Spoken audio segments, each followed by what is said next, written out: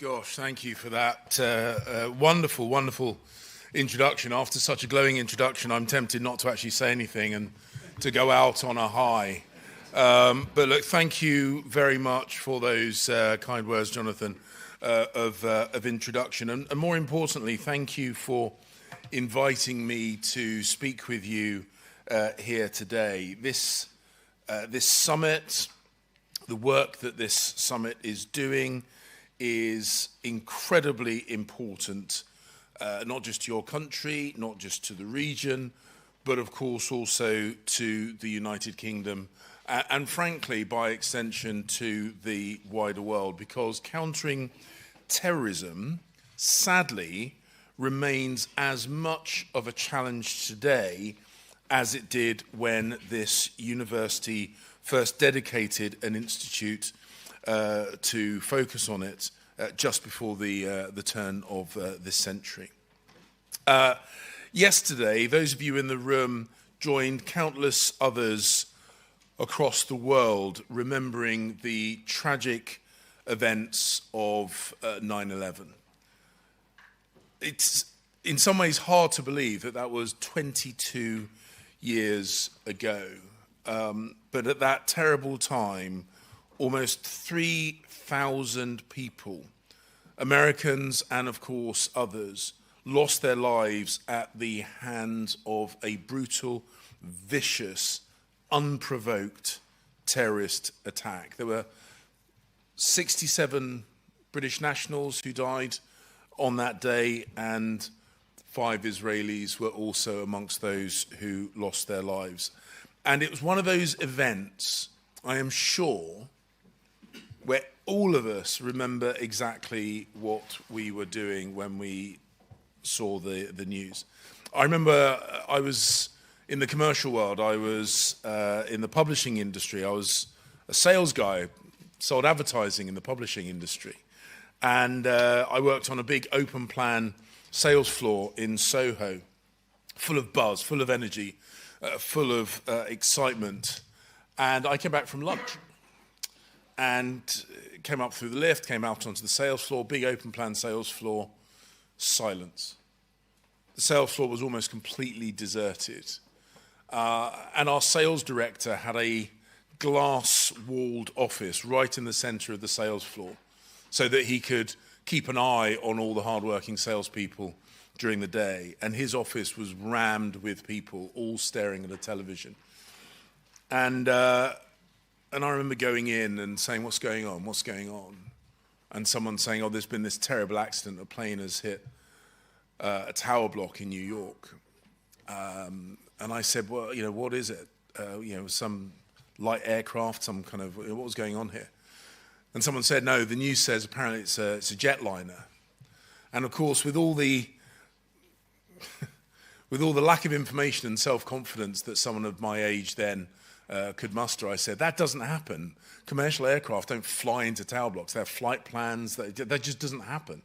And I was in the middle of a heated argument about how that doesn't happen when we all watched live the second aircraft hit the second tower, and all of us fell silent, and I felt numb. And the feeling has never left me.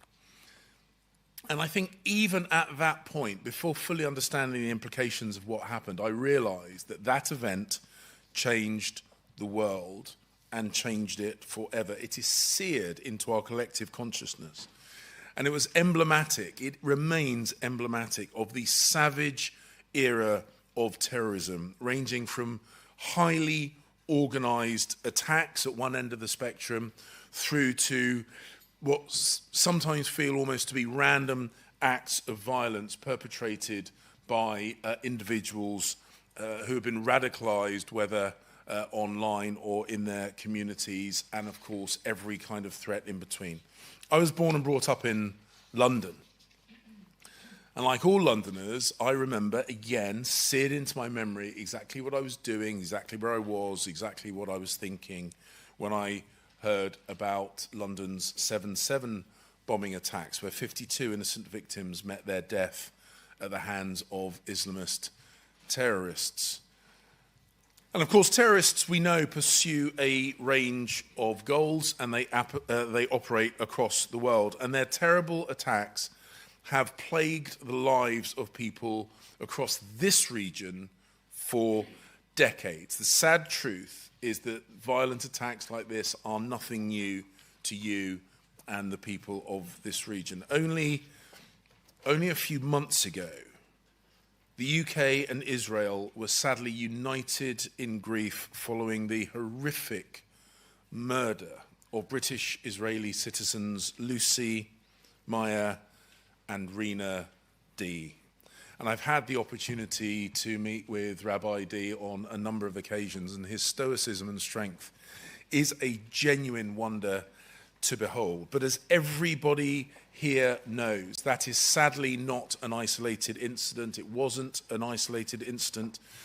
And over time, the threats we face have evolved. But so, of course, has our response. And by acting together, by acting internationally, we have been able to reduce, although sadly not eliminate, the threat of terrorism. And our collective work and cooperation has saved countless lives. Terrorist networks are more fragmented than they have been previously. Most organized terrorist groups focus their activity now on whipping up discontent and anger and grooming others to act on their behalf. They target individuals who are already present in countries and try to encourage them to act violently on their behalf. But even if the terrorists' approach has changed, the fundamental challenge, sadly, remains the same. Terrorists still have capacity, serious capacity, to do us harm, and they are constantly looking for gaps in our defences that they can exploit. Their methods, of course, have changed, have mutated, but their twisted logic remains timeless, whether it be Daesh or Hamas or extreme right-wing terrorists or revolutionary Marxists. They all insist that their political goals matter more than the lives of their innocent victims.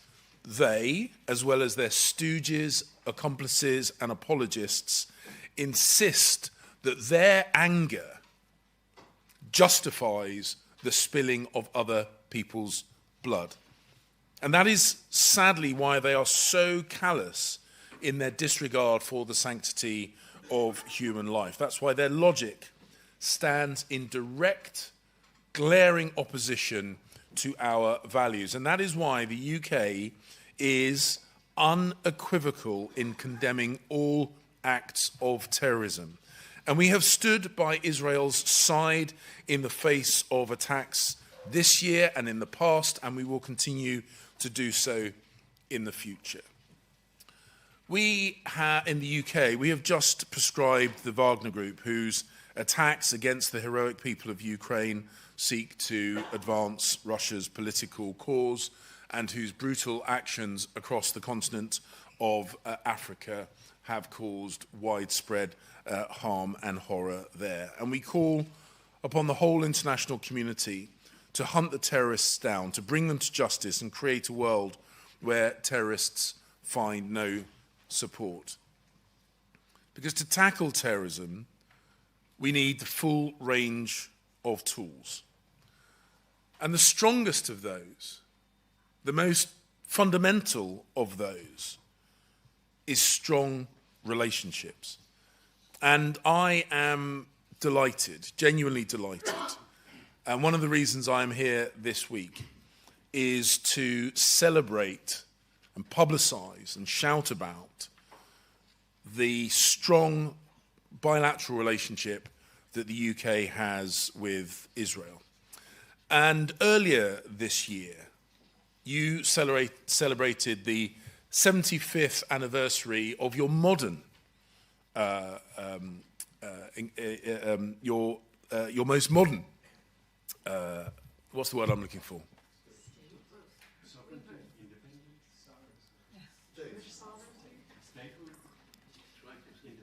Independent. The 70th anniversary of your most modern incarnation. And Foreign Minister Eli Cohen and I signed a bilateral roadmap to strengthen our close strategic partnership. And I am delighted that we are now also negotiating an upgraded trade agreement, that our tech hub has facilitated hundreds of innovative partnerships. And some of you in this room, I know, are aware of this. Many of you will not be aware that Israel supplies 1 in 7 of all medicines used in my country's National Health Service. So thank you for that as well. But I think nothing better illustrates our partnership than the work that we do together to keep our peoples safe. And I was incredibly impressed just a few minutes ago, immediately prior to coming here, to be shown Israel's Iron Dome defense capabilities, which have made such a vital contribution in saving lives. And developing and deploying such capabilities is one way that Israel has been able to defend herself. But of course, as famous and as visible as that is, it is not the only part of Israel's defense. Quieter, more discreet, sometimes invisible intelligence officers, police officers, diplomats, those who are tackling illicit finance flows, those who analyze and try and disrupt radicalization online, all have an incredibly important role to play. Often, as I say, unseen, but nevertheless essential. And of course, much of this work, the majority of this work, relies on close cooperation, both bilaterally between the UK and Israel, and also as part of a network of other partners. And I pay tribute to all those striving in both our countries, day in and day out, to identify and stop those who would do us harm and undermine the democracies in which we both live. And sadly, it is not only terrorist groups who have this goal.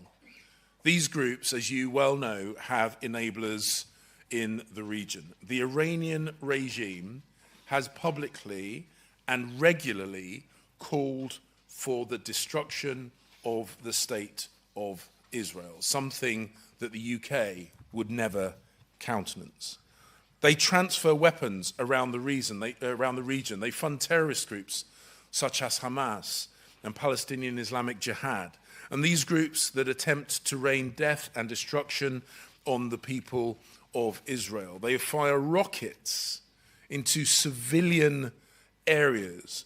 They target children and civilian infrastructure. They stab and they shoot innocent people of all faiths, of all nationalities, of all ethnicities, people who are doing nothing more than going about their daily lives in your extraordinary country.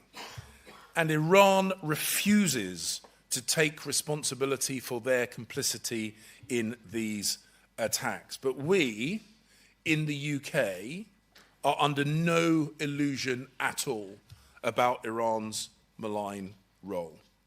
And just as our strategic partnership means working together to stop terrorist groups, so too must we counter Iran's destabilizing actions in the region. But we must also be careful to avoid a council of despair, because there have been so many wonderful, positive developments in this region. Because last year, for example, in the Negev summit, building on the 2020 Abraham Accords, we saw light, we saw positivity. And just this weekend, Israeli officials took their place at a UN meeting hosted in Saudi Arabia, alongside other delegations from around the world. I hope, we all hope, that the next steps in Israel's in the normalizing of Israel's relationships with its neighbors will carry us even further forward and even further along the path to sustainable, long-term peace in this region. And we fully support the summit process, as well as all efforts to build regional architecture based on peaceful coexistence, greater understanding, and closer cooperation. And we will work with all of those to build on what has been achieved so far in pursuit of that sustainable peace. Because this will not only help us beat those terrorists that I spoke about, but it will also help us defend ourselves against the hidden backers of those terrorists.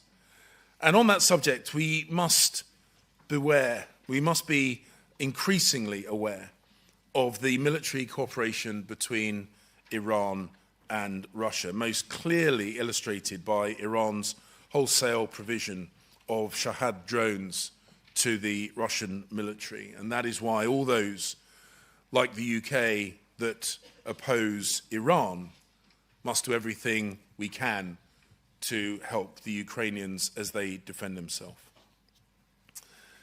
And as we try to enhance regional cooperation, we cannot, of course, ignore the Israel-Palestinian conflict. You will know that I feel there is no justification, there can be no excuse for the targeting of civilians. But we do not need to share or endorse the twisted logic of terrorists to understand that a two-state solution is the best, perhaps the only route to a genuinely sustainable peace in the region. Tomorrow marks the 30th anniversary of the signing of the Oslo Accords, and this year we also celebrated the 25th anniversary of the Good Friday Agreements. Both were moments of hope. Neither was straightforward or easy to negotiate. Both required courage, imagination, perseverance, and demanded all sides to show the same quality to deliver lasting peace. In Northern Ireland, the shadow of terrorism has not completely gone. And of course, the troubles were not the same as the situation here. But what that example does show me is that the first step is always the hardest. And it is only by reconciling with those with whom reconciliation seemed unthinkable can peace prevail. And so that first step would be for all sides, Israelis and Palestinians, to recommit and to demonstrate unequivocal support for a two-state solution. And it means that both sides must crack down on activities that flame violence and spread racism and hate. And that's why we come back here to the sanctity of human life. And of course, we do need to make sure that there is a respect for law, and I know that is something which I've been able to discuss here with the Israeli ministers, and I commend Israel's taking of legal action against those settlers who have perpetrated violence. And of course, we will always stand by Israel's right to self-defense. And the right to self-defense belongs, of course, exclusively to Israel's security forces who operate within the line of international law. And you should know that I will make the same point, the strong point, when I meet with the leadership of the Palestinian Authority. And I will make it clear that rather than spreading disgusting anti-Semitic tropes and outrageous distortions of history, they should be clear in their denouncement of violence. They should be clear that there is no acceptance for brutality and terrorism. They should be clear. There is no excuse to target Israelis, particularly Israeli civilians, because that is the only way that peace is possible, the only way for peace to be sustainable, for Israelis and Palestinians to come together and to work together and to fulfill the aspirations and hope that underpinned the Oslo Accords. And I am not naive, and I know that these are incredibly challenging goals and that they are exceptionally difficult. But I've also seen this country firsthand. I've read much of this country's history. And one of the things that has always amazed and impressed me about Israel is Israel's ability to seemingly do the impossible, to survive in the face of seemingly overwhelming odds. The 75 years of your continued existence is proof that this is a country that can do amazing things. You have stood as a beacon of liberal democracy in the Middle East. And you have proven to be a great friend and a valued partner to the United Kingdom. And that is why I am and will always be proud to be seen as a friend of Israel. Now, those of you who have known me speak publicly before will understand the limitations of my ability to speak foreign languages. It is famously poor. My Hebrew, it says here, my Hebrew is limited. That's a generous interpretation. But my good wishes to this country are sincere. My Hebrew is going to be severe. I'm building you up to this. But my good wishes are as sincere as they are heartfelt. And I've been trying to avoid this moment, but give me a traditional Israeli warmth for my terrible Hebrew. Shana Tova v'Hag Shamash. Toda Raba. Is that right?